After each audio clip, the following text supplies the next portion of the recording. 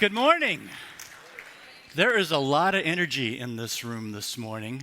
We'll see what I can do to keep that up. It always makes me a little anxious when people actually clap before they've heard you say a word. But we'll see what I can do. So, hey, welcome to another exciting episode of How Not to Read the Bible. That's kind of all I got for you on the energy side, but we're going to keep it going. This has been a series based kind of loosely on some materials from a gentleman named Dan Campbell, who wrote a book of the same name. And the idea of this series and what comes from that book, if you've ever had a chance to read through it, is that the Bible has some passages that are a little confusing, maybe even kind of crazy sounding when you first read them. And it can be so much so that for people who are inside the church, it can cause them to begin to doubt their faith. Or for people who are outside the faith, it might cause them to wonder, why should I even take a look at this? But what this series is about is recognizing that there are some rational answers to those parts of the Bible that might seem to be a little bit irrational at first. And I also firmly believe that we should not be afraid to look at passages like that when we confront them and come across them in the Bible. It might make us uncomfortable to do that, but there are good reasons for those passages, even here in the 21st century. But before we talk about here in the 21st century, let me roll the clock back a little bit. Almost exactly 400 years we'll go back. We're going to go back to the year 1632. It was in this year that the famous astronomer, that's Galileo Galilei, he published some findings that claimed, get this, the earth orbits the sun. Now that might not sound like much to us today, but back in 1632, and for centuries before that time, it had generally been accepted that the earth sat stationary and everything in the sky revolved around the earth. The church shared that view, and they based it on their interpretation of verses right out of the Bible. Verses like these. Ecclesiastes 1:5. The sun rises and the sun sets and hurries back to where it rises. Psalm 93:1b. The world is established firm and secure. And 1 Chronicles 16:30. The world is firmly established. It cannot be moved. So on June 22nd, and that's just a few days from now, 1633, the church handed down the following proclamation to Galileo, and I'm going to read it word for word, although it was probably in Latin or Italian when it was first issued. And here's what it said. Oh, yeah, this is a painting of as Galileo was actually at a trial, and this was being announced to him. It said, we pronounce, judge, and declare that you, the said Galileo, I don't know what that means, have rendered yourself vehemently suspected by this holy office of heresy. That is, of having believed and held doctrine which is false and contrary to the holy and divine scriptures, that the sun is the center of the world, and that it does not move from east to west, and that the earth does move and is not the center of the world. The result? Galileo was put under house arrest for refusing to change his view or to say otherwise. And that's just an early example of the tension that has long existed between science and the Bible.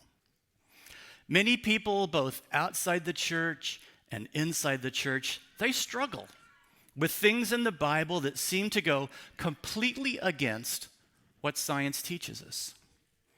And if we can't believe those parts of the Bible, then why should we believe other parts of the Bible?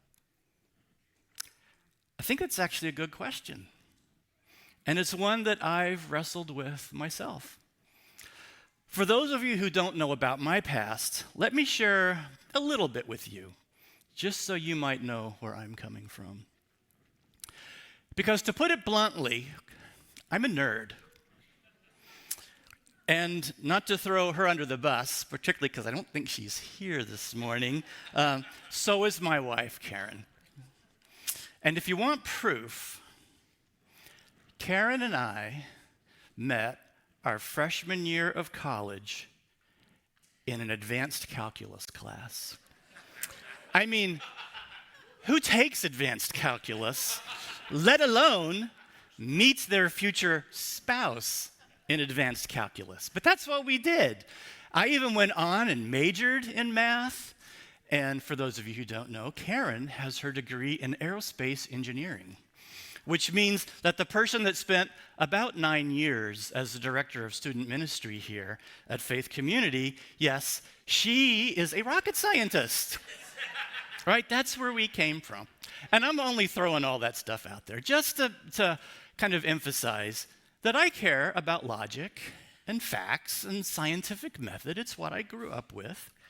And I've dug into questions about science and the Bible, and I do believe wholeheartedly that the two can exist side by side.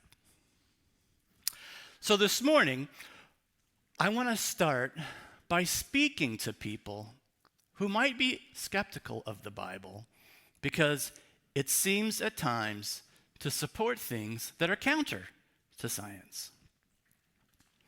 And when we talk about areas where science and the Bible might seem to be at odds, there are a number of different examples that we could cite. Things like, Noah's Ark, the stories of people who lived to be hundreds and hundreds of years old.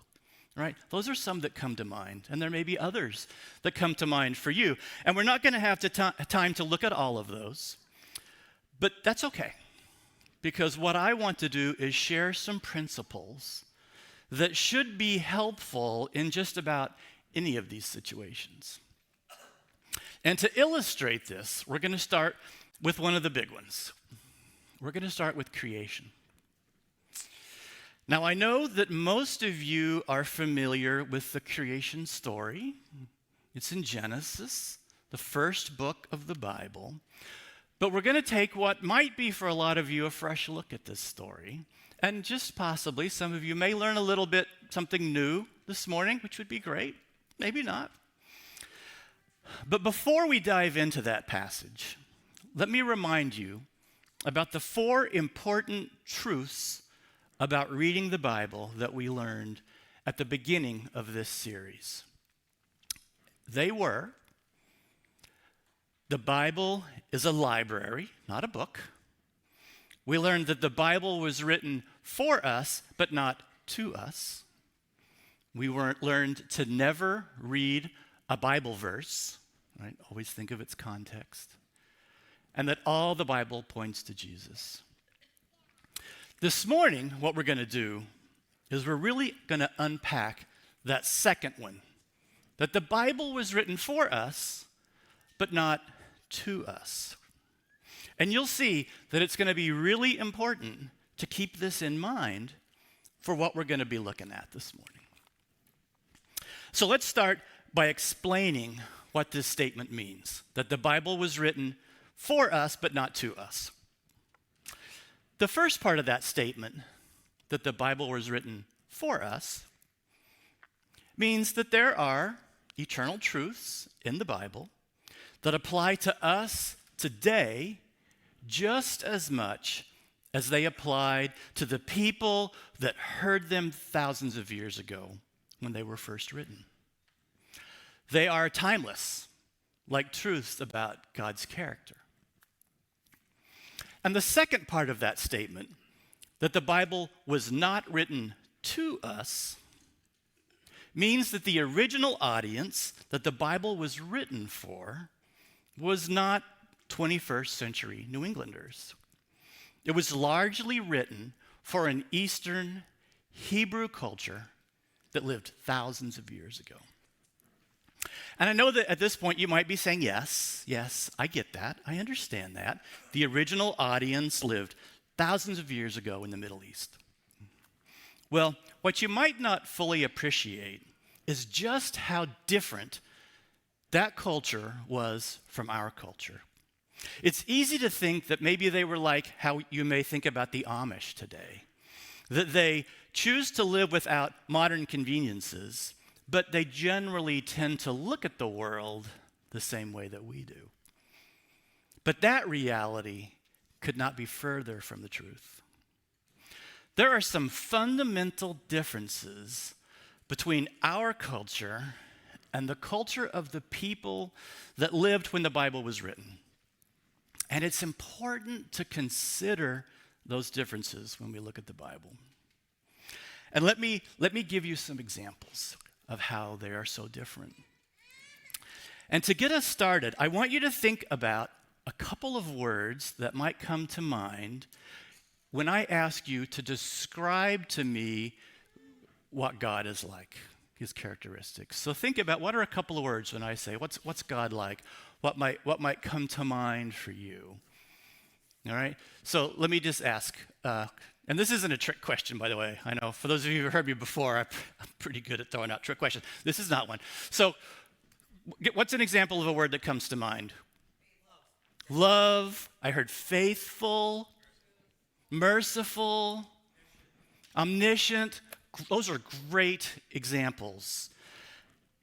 In the West, and I'm going to overgeneralize and kind of say that our culture today is kind of a Western culture. I know that's a big generalization, not completely accurate, certainly not accurate for some people groups here, but generally I'm going to say we're from a Western culture, and we're contrasting our modern Western culture with the Eastern Hebrew culture. And in our Western culture, we tend to describe God using words that have very specific meanings. And that's what we heard when I asked people to describe, what were some words that you would use to describe God? We heard words, it's going to be words like loving, merciful, omnipotent, those kinds of words. They convey a lot of meaning, and there's nothing wrong with them. That's just how we describe God, is using words like that. We also like lists, and we like outlines with bullet points.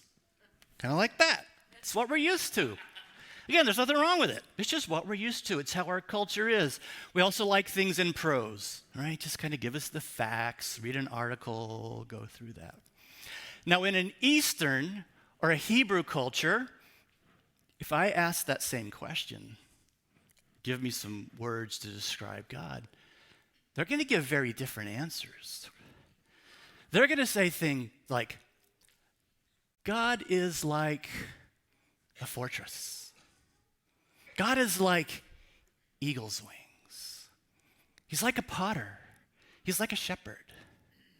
Those are also words that have meaning, and we could talk about those things for hours. But they don't have real strict definitions of what they mean. The Eastern Hebrew culture also prefers poetry, imagery, and symbolism as a way to learn, as a way to communicate messages. They also like that, more than lists and bullet points. There are some other differences, just to touch on just a few more, all right? Our words tend to focus on the nature of God, while those Hebrew images tend to focus on the nature of the relationship that God has with us. We want the facts. We want to know who and what when we're talking about a particular thing that's happened. The Eastern and the Hebrew, they want to know, how did what happened impact our relationship with God? Just the facts versus the impact on the relationship. It's going to be important to remember these things as we begin to take a look at the creation story in Genesis. And there are a lot of other ways that the Hebrew culture and the Western culture differ. And there's a couple of resources that I would just point you to, and there's a bunch out there. One is certainly this book that this series is a lot of it kind of draws from. Another is, many of you are familiar with a podcast called the faithma podcast, which is a really neat podcast, which does a really good job of helping see the Bible and passages through the lens of that Eastern Hebrew culture. Very insightful. All right, so now it's time to look at the creation account in Genesis 1. The passage is a little long. It's the entire first chapter of Genesis, and it even spills over into a couple of verses in Genesis 2. Warning, I am going to read it all, because I think it's important to hear the whole thing. So bear with me. I'm going to read it in the NIV. If you want to follow along, you're more than welcome to. Also, if you just want to sit back and listen, you're more than welcome to do that. So here we go. Genesis chapter 1 and a couple of verses of chapter 2. In the beginning, God created the heavens and the earth. Now the earth was formless and empty. Darkness was over the surface of the deep, and the Spirit of God was hovering over the waters. And God said, "Let there be light," and there was light. God saw that the light was good, and he separated the light from the darkness. God called the light day, and the darkness he called night. And there was evening and there was morning, the first day. And God said, "Let there be a vault between the waters to separate water from water." So God made the vault and separated the water under the vault from the water above it, and it was so. God called the vault sky, and there was evening and there was morning, the second day. And God said, "Let the water under the sky be gathered to one place, and let dry ground appear." And it was so. God called the dry ground land, and the gathered waters he called seas, and God saw that it was good. Then God said, "Let the land produce vegetation, seed-bearing plants and trees on the land that bear fruit with seed in it according to their various kinds." And it was so. The land produced vegetation, plants bearing seed according to their kinds, and trees bearing fruit with seed in it according to their kinds. And God saw that it was good. And there was evening and there was morning, the third day. And God said, "Let there be lights in the vault of the sky to separate the day from the night, and let them serve as signs to mark sacred times and days and years, and let them be lights in the vault of the sky to give light on the earth." And it was so. God made two great lights, the great light to govern the day and the lesser light to govern the night. He also made the stars. God set them in the vault of the sky to give light on the earth, to govern the day and the night, and to separate light from darkness. And God saw that it was good, and there was evening and there was morning, the fourth day. And God said, "Let the water teem with living creatures, and let birds fly above the earth across the vault of the sky." So God created the great creatures of the sea and every living thing with which the water teems and that moves about in it according to their kinds, and every winged bird according to its kind. And God saw that it was good. God blessed them and said, "Be fruitful and increase in number, and fill the water in the seas, and let the birds increase on the earth." And there was evening and there was morning, the fifth day. And God said, "Let the land produce living creatures according to their kind. The livestock, the creatures that move along the ground, the wild animals, each according to its kind." And it was so. God made the wild animals according to their kinds, the livestock according to their kinds, and all the creatures that move along the ground according to their kinds. And God saw it was good. Then God said, "Let us make mankind in our image, in our likeness, so that they may rule over the fish and the sea and the birds in the air, over the livestock and all the wild animals, and over all the creatures that move along the ground. So God created mankind in his own image. In the image of God he created them. Male and female he created them. God blessed them and said to them, "Be fruitful and increase in number. Fill the earth and subdue it. Rule over the fish and the sea and the birds in the sky and over every living creature that moves on the ground." Then God said, "I give you every seed-bearing plant on the face of the whole earth and every tree that has fruit with seed in it. They will be yours for food.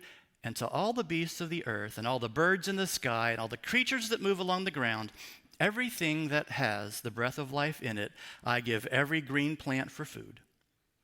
And it was so. God saw all that he had made, and it was very good. And there was evening, and there was morning, the sixth day. And then it gets to chapter 2. Thus the heavens and the earth were completed in all their vast array. By the seventh day, God had finished the work he had been doing.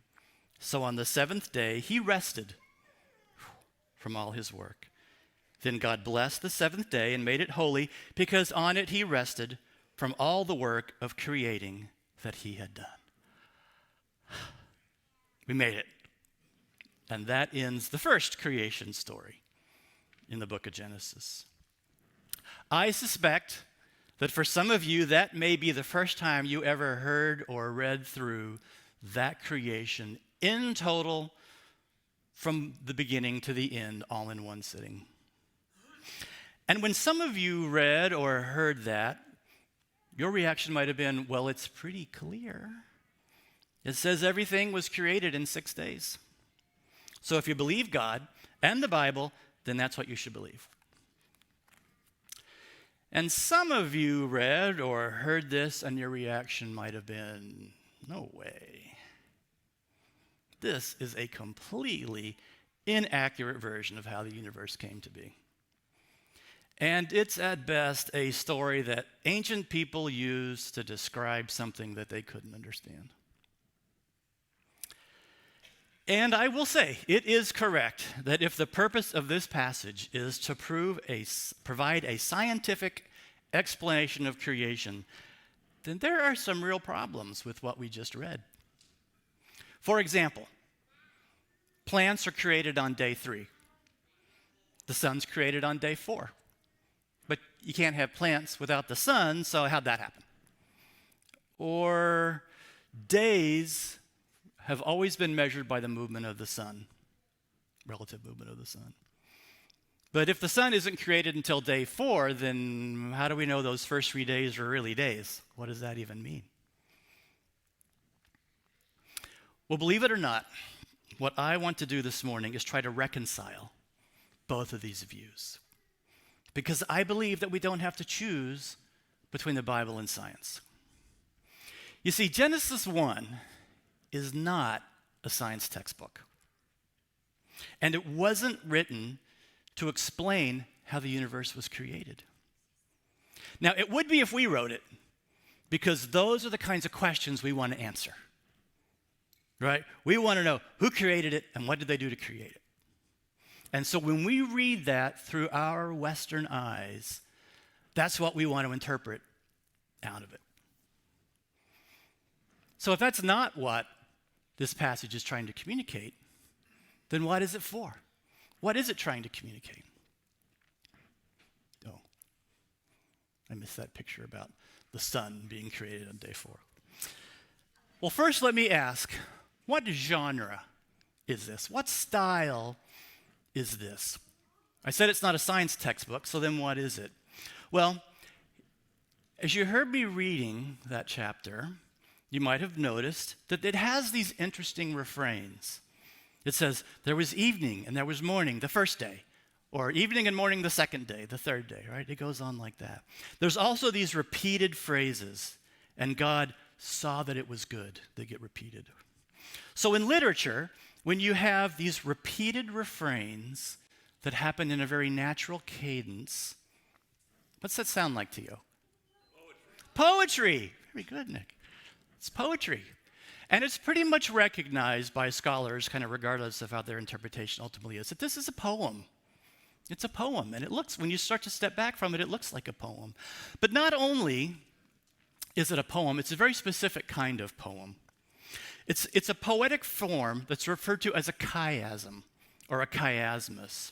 And that's a form of poetry that if we had lived back in that time when this was first written, it would have been easily recognized as being this form of poetry. And those people who it was written to would also know that a chiasm is written for a specific purpose, to focus attention onto a particular point of emphasis. So what is that point of emphasis? Well, unfortunately, I don't have the time to go through in the detail about how a poem like this is structured and how it points to something in particular. Also, it's in Hebrew, right, as it's first written. But let me just say that yes, while this is not a science textbook, this passage is actually a very complex piece of literature. And both that book, How to Not Read the Bible, and the Bema podcast and some other resources do a really good job of really drilling into the detail about it. But I don't want to leave you all completely hanging about, well, what is that point of emphasis? So let me get to that point of emphasis in a slightly different way. First, let's think some more about to whom this passage was written. The authors generally recognize to have been Moses, right? And what has Moses just done? Well, he has led his people out of slavery from Egypt. And they have been in bondage to the Egyptians for 400 years. So they are newly freed from 400 years of slavery, where their existence for those 400 years had been measured on their ability to produce bricks 7 days a week. That was their existence, it was what they did, and it was how they had worth in the eyes of the Egyptians. It was getting that work done as a slave, and that's all they knew. So what did God feel was vitally important for these newly freed people to know? Now, each of the first 6 days of the creation story ends with God saying his creation was good. On day 6, the pattern is broken. I guess each of the first five in that way. And on day 6, the pattern's broken. God says the creation of male and female was very good. From the time that they were created, they were very good. They didn't have to make bricks or anything else for God to accept them and value them. So first, before anything else, he wanted them to know that they are his treasured masterpiece, just as they are, without having to have done anything, which was what they had known in 400 years of slavery. But there's a second point of emphasis too, and that second thing that God wanted them to know was that it was okay to rest. On day 7, it says God rested. Obviously, God did not need to rest because he was tired. Another way to think of the idea of resting is that it describes here completeness. He rested because he was done. Think of Michelangelo carving his famous statue of David. At some point, the statue's complete, right? At some point, you don't want to remove any more stone. It'll just detract from the statue. At that point, Michelangelo can rest because it's complete. God rested on day 7 because his masterpiece of creation was complete. But it says even more than that. It also told the Egyptians through this poem that it was okay for them to rest. And how did it communicate that? Well, the first 6 days of the creation narrative end with the phrase, it was evening and it was morning the first day, the second day. That is why the Hebrew day starts at sundown and not sunrise. The day starts with rest. It doesn't start with thinking about what's on my to-do list and what do I have to get done. The day starts with rest. And the seventh day doesn't end with that formula that it was evening and morning the seventh day. You don't have that phrase anywhere. The day is left open. It's a reminder that it's okay for us to join God in that rest. God chose these messages as the first things he wanted to share with his newly freed people. That is how important they were to him.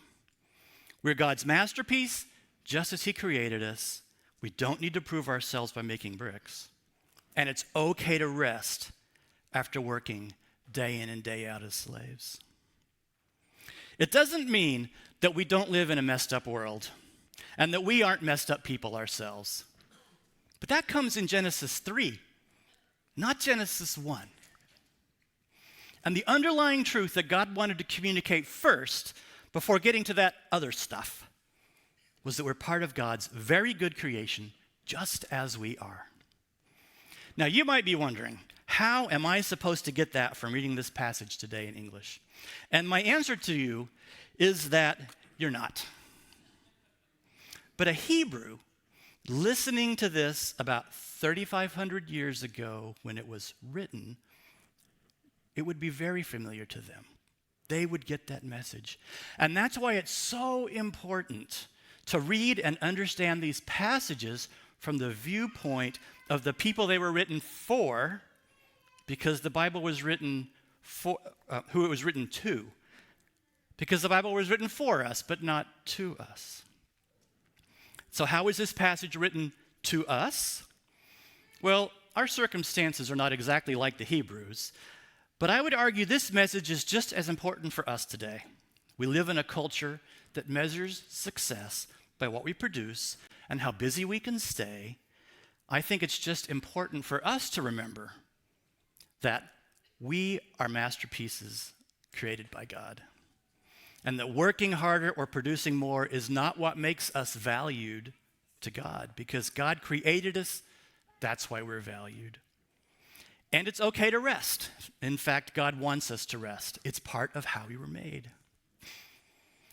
Now, my goal this morning actually was not to share a detailed study of Genesis 1. My goal was to point out that many times what is thought of as a conflict between science and the Bible is really a misinterpretation that comes from looking at a passage through our own modern Western eyes instead of through the eyes of the people the passage was written to.